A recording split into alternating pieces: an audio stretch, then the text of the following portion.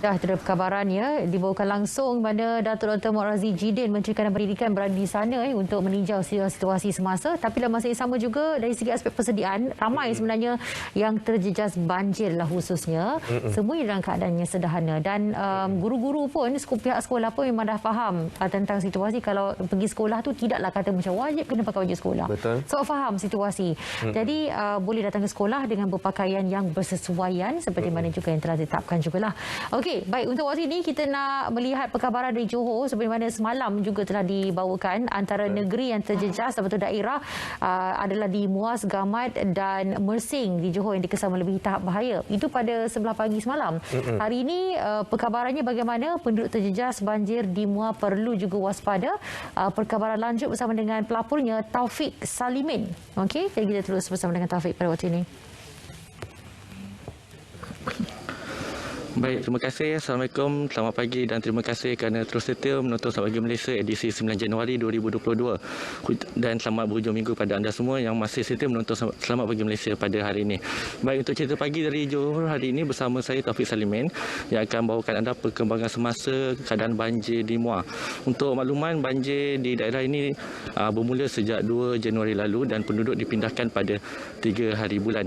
Jadi untuk perkembangan lanjutnya bersama dengan saya ialah Pegawai Daerah Muar, Tuan Mustafa Kamal Datuk Syamsuddin. Okey Tuan, boleh ceritakan bagaimana situasi semasa banjir di Muar setakat ini?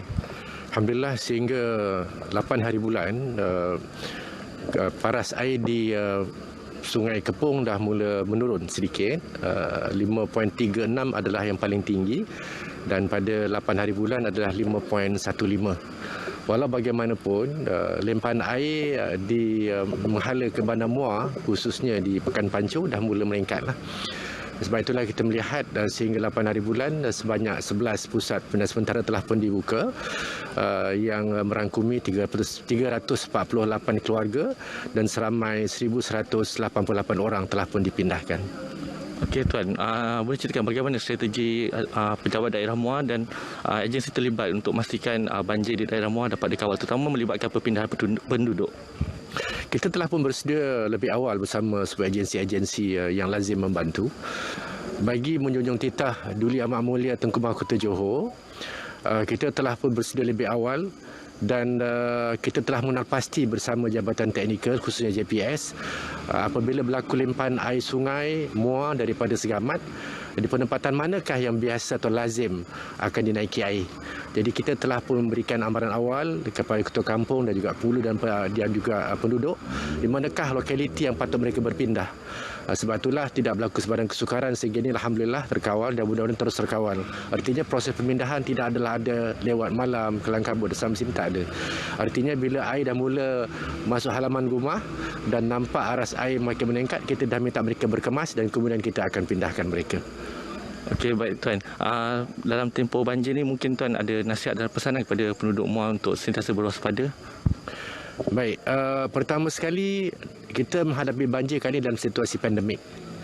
Jadi artinya baik mereka yang berpindah di pusat khususnya dan di penempatan amnya, kita berharap mereka terus dapat menjaga SOP. Yang kedua, kita berharap sangat pada semua komuniti yang amat prihatin. Kita memang amat mengharapkan mereka bersama-sama dengan kita. Namun demikian, dalam situasi pandemik, kita harap komuniti kena faham untuk mereka tidak perlu ziarah di mana-mana pusat pembinaan sementara kerana boleh mengundang penularan COVID. Demikian juga dengan barang-barang bantuan. Kita berharap sangat supaya mana-mana individu, pertubuhan atau NGO dapatlah hantar barang-barang bantuan dekat pusat gerakan sahaja bagi mengelakkan terlalu ramai yang keluar masuk dan boleh mengundang kepada penularan COVID. Yang keduanya, bagi mereka yang barangkali kalau nak balik rumah, tengok rumah, pihak keselamatan sentiasa berada dalam lokaliti yang berlaku. Jadi keselamatan insyaAllah boleh terjamin. Namun demikian kalau teringin juga haruslah berhubung dengan kita untuk menentukan situasi itu selamat. Kemudian situasi yang ketiga ini pula, kita berharap mereka berada di PPS boleh bersabar kerana kali ini bila berlaku pandemik, mereka tak boleh masak atau rewang macam biasa.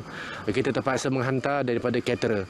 Jadi bila berlaku jalan terputus, logistik juga semakin sepatutnya fokus untuk memindahkan, kita dah terpaksa juga menambah kerja untuk menghantar ke pusat-pusat. Jadi kalau berlaku sekali-sekala sedikit lewat, kami minta maaf dan harap sama-sama kita ini dapat tangani dengan segera. Walau bagaimanapun, terima kasih pada pihak bomba APM dan juga tentera yang telah menambah tenaga kemudahan logistik bagi mengelakkan kelewatan yang berlaku lagi. Okey, baik, terima kasih untuk perkongsian ini dan diharapkan kepada semua penduduk terjejas banjir di daerah Muar bersabar dan insya-Allah bantuan akan segera sampai kepada anda di semua PPS yang terlibat yang dibuka di daerah ini. Kembali ke Angkasa Puri.